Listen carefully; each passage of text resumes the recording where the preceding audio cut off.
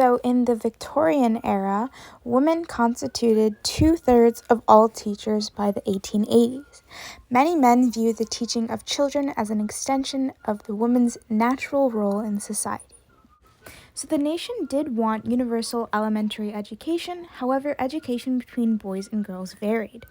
Women focused on sewing, washing, ironing, and cooking, while boys were taught more practical skills. Here is me cooking.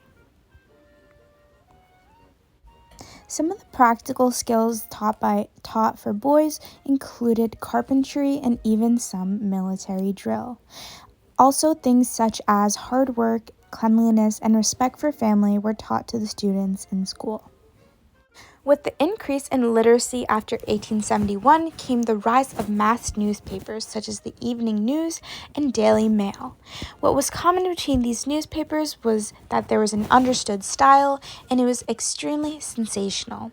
Magazines such as the Family Herald and women's magazines also began in the 1860s.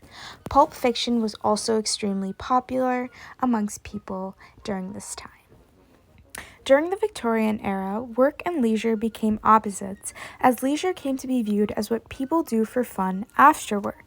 Even town traditions were cut back to only one day, such as games and drinking. New technology created novel experiences for leisure, such as Ferris wheels at amusement parks. By the 1880s, there were 500 music halls, and by 1900, they were all the rage, and more strictly oriented towards adults. Contemporaries were often shocked by the sight of young people engaged in sexually suggestive dancing. By the late 19th century, team sports had also developed into yet another form of mass leisure. Sports were by no means a new activity, but became strictly organized with sets of rules and officials to enforce them. These rules were the products of organized athletic groups, such as the English Football Association and the American Bowling Congress.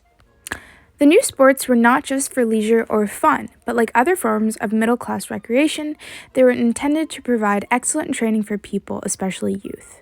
Overall, the new forms of popular leisure were standardized forms of amusement that drew mass audiences. Although some argued that the new amusements were important for improving people, in truth they mostly served to provide entertainment and distract people from the realities of their work lives.